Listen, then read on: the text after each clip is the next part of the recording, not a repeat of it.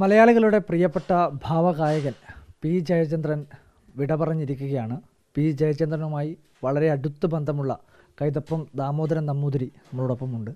എങ്ങനെയാണ് പി ജയചന്ദ്രൻ്റെ ഈ ഒരു വിയോഗത്തെ കാണുന്നത്? ജയേട്ടൻ്റെ കുടുംബങ്ങളൊക്കെ എനിക്ക് ബന്ധപ്പെട്ട ആൾക്കാർ, വളരെ അടുത്ത് പരിചയമുള്ള ആൾക്കാർ.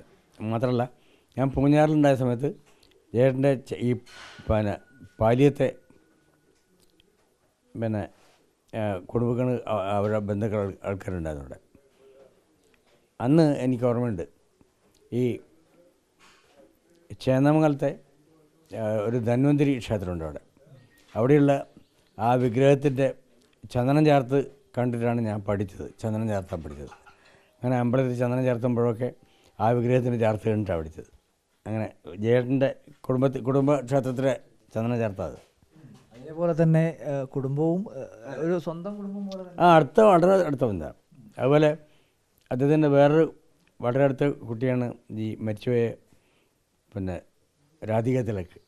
അവർ അതേ ഫാമിലിയിലുള്ള രാധിക തിലക് ചെറിയ കുഞ്ഞായ സമയത്തെ എനിക്ക് പരിചയമുണ്ട്. അതെ, പൂഞ്ഞാറിൽ ഇദ്ദേഹത്തിൻ്റെ ഒരു ചെറിയമായിട്ടുള്ള ഒരു കനകെടുത്തിയാണ് അവിടെ കുഞ്ഞിനെപ്പം വരാന്നുണ്ട് ആൾ കൈമാറി ചെയ്തത്. അതുകൊണ്ടാണ് ഇവരൊക്കെ അവിടെ വരാറുള്ളത്. തിരുമേനിയുടെ ഒരുപാട് വരികൾക്ക് ശബ്ദമായി വന്നത് ജയചന്ദ്രനാണ്. അപ്പോൾ ആ ഒരു വിയോഗം ഇപ്പോൾ വല്ലാത്തൊരു വേദന തന്നെയാണ്. വല്ലാത്ത വേദനയാണ്. ഇപ്പോഴും ഞാൻ അതിങ്ങനെ എനിക്ക് പോകാൻ പറ്റാത്തതിൻ്റെ വിഷമമുണ്ട്. ഞാനിവിടെ വളരെ ദൂരെയായിപ്പോയി, പയ്യന്നൂരായിപ്പോയി. ഇന്നലെ രാത്രിയാണ് ഞാൻ ഇവിടുന്ന് അറിഞ്ഞത്. ഇന്ന് എനിക്ക് അങ്ങനെ ഓടി ചെല്ലാനും പറ്റില്ല. എൻ്റെ ശാരീരികമായ പ്രശ്നങ്ങൾ എനിക്കുണ്ട്. എന്നാലും എനിക്ക് നാളെയെങ്കിലും അവിടെ എത്തണമെന്നുണ്ട്. ചന്ദനമംഗലത്ത് എത്തണമെന്ന് ആഗ്രഹമുണ്ട്. ഇപ്പോഴും ഞാൻ ആ പാട്ടുകൾ അയവിറക്കിക്കൊണ്ടിരിക്കുകയാണ്. എൻ്റെ പാട്ടുകൾ തന്നെ എത്രയോ പാട്ടുകൾ, പലതും ആൾക്കാർ പറയാത്ത പാട്ടുകളുണ്ട്. ഇപ്പോൾ ലാസ്റ്റിൽ അദ്ദേഹം പാടിയ പാട്ട് ശരിക്കും പറഞ്ഞാൽ ഒരു 2 കൊല്ലം മുമ്പ് എൻ്റെ അനിയൻ്റെ പാട്ടാണ്, ഞാൻ എഴുതിയ പാട്ട്. ഒരു സിനിമയ്ക്ക് ആ സിനിമ വന്നു. അത് പേരോർമ്മയില്ല, എനിക്ക് ആ പാട്ടും ഓർമ്മയില്ല. ആ ഒരു പാട്ടാണ് അദ്ദേഹം ലാസ്റ്റ് സ്റ്റുഡിയോയിൽ വന്ന് പാടിയത്. അന്ന് എനിക്ക് ചെല്ലാൻ പറ്റിയില്ല. പക്ഷേ ദീപുവാണ്, വിശ്വൻ മരിച്ചു പോയിരുന്നു. അപ്പോൾ വിശ്വൻ മരണശയ്യയിൽ കിടന്നിട്ടുള്ള ആണ് എനിക്ക് ആ ട്യൂണ് പറഞ്ഞു തന്നത്. ആ ട്യൂണാണ് ഞാൻ പാട്ടാക്കിയത്. അത് ജയേട്ടന് പറഞ്ഞു കൊടുത്തത് എൻ്റെ മോനാണ്. അങ്ങനെ ഞങ്ങൾക്ക് എല്ലാവർക്കും ജയേട്ടനായിട്ട് ബന്ധമുണ്ട്. വിശ്വനായാലും എൻ്റെ മോനായാലും എനിക്കായാലും. ഏത് പാട്ടായാലും ഒരു വരി എഴുതിയാൽ ആ വരിയുടെ അല്ലെങ്കിൽ ആ ഒരു വാക്കിൻ്റെ അതേ വികാരത്തോടു കൂടി പാടിയാൽ മാത്രമേ അതൊരു പൂർണ്ണമായിട്ടുള്ള ഫീൽ ഉണ്ടാക്കാൻ പറ്റുള്ളൂ. ജയേട്ടൻ ആ അർത്ഥത്തിൽ വലിയൊരു വിജയിച്ച ഒരു കലാകാരൻ കൂടിയാണല്ലേ? സംശയമില്ല. അനുരാഗം എന്നൊക്കെ പറയുന്നൊരു അതെ, തീർച്ചയായും. അതെന്തുകൊണ്ട് വെച്ചാൽ അദ്ദേഹം അത് ഉണ്ടാക്കുന്നൊന്നല്ല, അത് ഉള്ളതാണ് അദ്ദേഹത്തിന്. അദ്ദേഹം വെറുതെ പാടിയാൽ മതി. നീ ഒരു പുഴയായി എന്ന് പറയുമ്പോഴേക്കും നീ പുഴയായി മാറും. അതാണ് എൻ്റെ ഫീല്. അദ്ദേഹം ഉണ്ടാക്കുന്നത് നല്ലത്. മണ്ഡലമാസപ്പുലരികൾ പൂക്കും പൂങ്കാവനമുണ്ടേ എന്ന് പറയുമ്പോൾ ആ പൂങ്കാവനത്തിലേക്ക് നമ്മളെ കൊണ്ടുപോകും. അതാണ് ജയേട്ടൻ. അതാണ് ദാസേട്ടനെന്ന് ഞാൻ കുറച്ച് കാണിക്കുന്നതല്ല, ദാസേട്ടൻ വലിയ ആൾ തന്നെയാണ്. പക്ഷേ അതേപോലെ വലിയ ആളാണ് ജയേട്ടൻ എനിക്ക്. തിരുമേനിയുടെ ഒരുപാട് നല്ല ഗാനങ്ങൾ പിന്നെ ജയേട്ടൻ കുറേ പാട്ടുകളുണ്ട്. മറ്റേ ഇപ്പോൾ പറഞ്ഞില്ല എന്താണ് വട്ടയില പന്തലിട്ട്, അതെ, അതുപോലെ തങ്കമനസ്സ്, പിന്നെ സിദ്ദീഖിൻ്റെ പടത്തിലെ പാട്ട് മനോഹരം. എനിക്ക് പെട്ടെന്ന് എൻ്റെ അസുഖം കൊണ്ടാണ് എനിക്ക് പെട്ടെന്ന് പേര് പറയാൻ പറ്റാത്തത്. ഞാൻ പാടിക്കൊണ്ട് നടന്ന പാട്ടുകൾ ഈ മറ്റേതൊക്കെ ഉണ്ട്.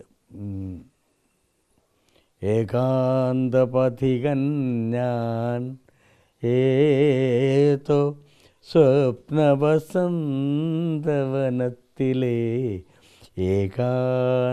ഏകാന്തം എന്നൊക്കെ അദ്ദേഹം ഇങ്ങനെ പാടുമ്പോൾ ഒരു വനത്തിലേക്കൂടെ നമ്മളിങ്ങനെ കൂട്ടിക്കൊണ്ടുവന്ന് പോലുന്നു ഒറ്റയ്ക്ക്. ആൾക്കൂട്ടത്തിൻ്റെ ഇടയിലായാലും നമ്മളായ ഒരു ഏകാന്തതയിലേക്ക് പോകും. അതാണ് എൻ്റെ കാര്യം. അതുപോലെ പൂർണ്ണേന്ദുമുഖിയോ എന്നുള്ള പാട്ടില്ലേ, അതും കുരുക്ഷേത്രം എന്ന് പറഞ്ഞ പടം ഉറൂബിൻ്റെ കഥയാണ്. ഞാൻ ഓർക്കുന്നത് ബാക്കിയൊന്നുമല്ല, ആ പാട്ട് മാത്രമാണ്.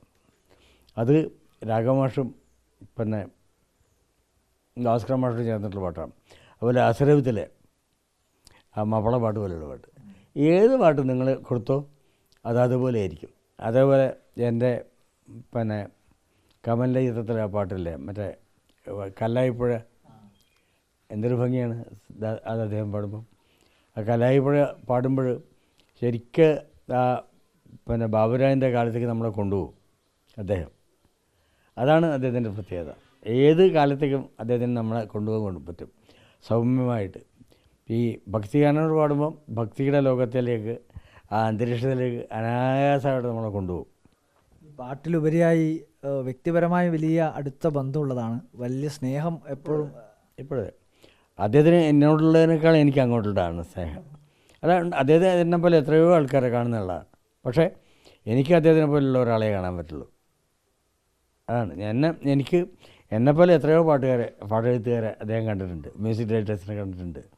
പക്ഷേ ഞാൻ കണ്ട ചേട്ടൻ ഒന്നേ ഉള്ളൂ. അതാണ് വ്യത്യാസം. അതുകൊണ്ട് എനിക്ക് മഹാസ്നേഹമാണ് അദ്ദേഹത്തിനോട്, മഹാഭക്തിയാണ്, ഇഷ്ടമാണ്, വിനയമാണ്. ഞാൻ ഒരിക്കലും അദ്ദേഹത്തിൻ്റെ അടുത്ത് ഒച്ചത്തിൽ സംസാരിക്കില്ല, അത്ര ഇഷ്ടമാണ് എനിക്ക്.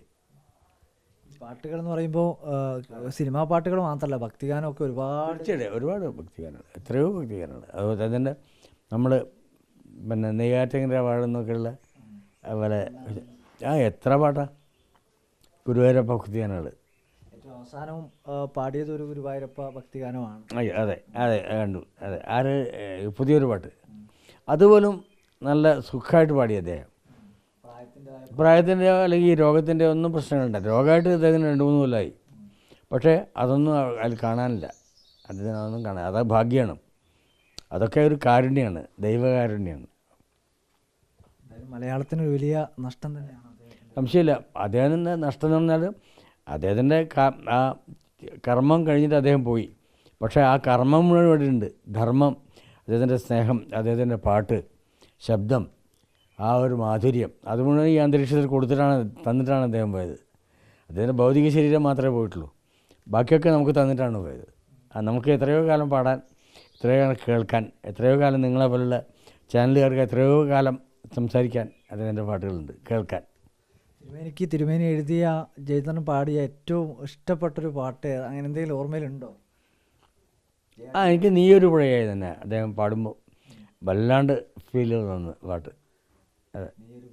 അതെ തഴുകും. അതുപോലെ അദ്ദേഹം പാടിയ പാട്ടിൽ ആർക്കും പറയാൻ അത്ര ഇപ്പം മധുചന്ദ്രികയുടെ ചായത്തളികയിൽ എന്ന് പാടുമ്പോൾ എന്നെപ്പോലുള്ള അന്നത്തെ വയസ്സന്മാർക്കും അന്ന് ചെറുപ്പക്കാരനായിരുന്ന ഇന്നത്തെ തടി നിറച്ച എനിക്കും ഇന്നത്തെ പയ്യനും ഒരേപോലെ ആസ്വദിക്കാൻ പറ്റും ഈ മധുചന്ദ്രികയൊക്കെ. അതാണ് അദ്ദേഹത്തിൻ്റെ പ്രാധാന്യം. ഈ പുതിയ കാലത്തെ പാട്ടുകളും അദ്ദേഹം നല്ല രീതിയിൽ അതേ ഉള്ളൂ. അങ്ങനെയൊന്നുമില്ല. കാലം എന്ന് പറയുന്നത് ശരീരത്തിൽ മാത്രമേ. ഇപ്പോൾ എനിക്കും അതെ, ഇപ്പോഴും ഞാൻ അടിപൊളി പാട്ടുകൾ എഴുതാറുണ്ട്, ഇപ്പോഴും പുതിയ കുട്ടികളുടെ പാട്ട് എഴുതാറുണ്ട്. പക്ഷേ അതൊക്കെ നമ്മൾ ശാരീരികമായ കാര്യം മാത്രമാണ്. മനസ്സിൽ ഒരു വയസ്സുമില്ല. മനസ്സ് അങ്ങനെ കൊണ്ടു നടന്നാൽ മരിക്കുന്നവരെ അതുപോലെ കൊണ്ടുപോകാൻ പറ്റും. അതാണ് ജയേട്ടൻ തെളിയിച്ചത്. മനസ്സ് നല്ല സ്നിഗ്ധമായിട്ട് മധുരമായിട്ട് കൊണ്ടു നടക്കുക, അത് വലിയ കാര്യമാണ്. മനസ്സിന് വയസ്സായ പോയി, അത് എത്ര പയ്യനായാലും മനസ്സിന് വയസ്സായപ്പോൾ അയാളൊന്നിനും കൊള്ളില്ല. ഇപ്പോൾ ഇന്നലെ പോകുന്നതുവരെ അദ്ദേഹത്തിൻ്റെ ആ മനസ്സിന് അത്രയും സ്നിഗ്ധമായ സുന്ദരമായ, പ്രായത്തിന് തട്ടാത്ത, പ്രായത്തിന് അതിജീവിച്ചിട്ടുള്ള ആളാണ് ജയേട്ടൻ. അതാണ് കാലത്തെ അതിജീവിച്ചിട്ടുള്ള ഒരു കലാകാരനാണ്, ഗായകനാണ് ജയേട്ടൻ. അതാണ് ചുരുക്കത്തിൽ പറയാവുന്നൊരു സംഭവം. തിരുമേനി പറഞ്ഞതുപോലെ തന്നെ കാലത്തെ അതിജീവിച്ച ഒരു വലിയ പാട്ടുകാരനാണ്. ഒരു വാക്ക് എഴുതി നൽകിയാൽ അതിൻ്റെ എല്ലാ വികാരത്തോടും കൂടി, അല്ലെങ്കിൽ അതിൻ്റെ വികാരം ചോർന്നു പോകാതെ ആ പാട്ടിൻ്റെ വരികൾ കൃത്യമായ രീതിയിൽ ആലപിച്ചിട്ടുള്ള ഒരു മഹാഗായകനാണ് വിട പറഞ്ഞിരിക്കുന്നത്. കൈതപ്പുറം നമ്പൂതിരിക്കും അത് വലിയ നികത്താനാവാത്ത ഒരു ജ്യേഷ്ഠ സഹോദരനാണ് എന്നുള്ളതാണ് അദ്ദേഹത്തിൻ്റെ വാക്കുകളിലൂടെ വ്യക്തമാകുന്നത്. എന്തായാലും മലയാളികളെപ്പോലെ തന്നെ കൈതപ്പുറവും പി ജയചന്ദ്രൻ്റെ വിയോഗത്തിൽ ദുഃഖിക്കുകയാണ്. Video journalist ഷനിൽ കണ്ണനോടൊപ്പം reporter Arjun Kalyan, reporter Kannur.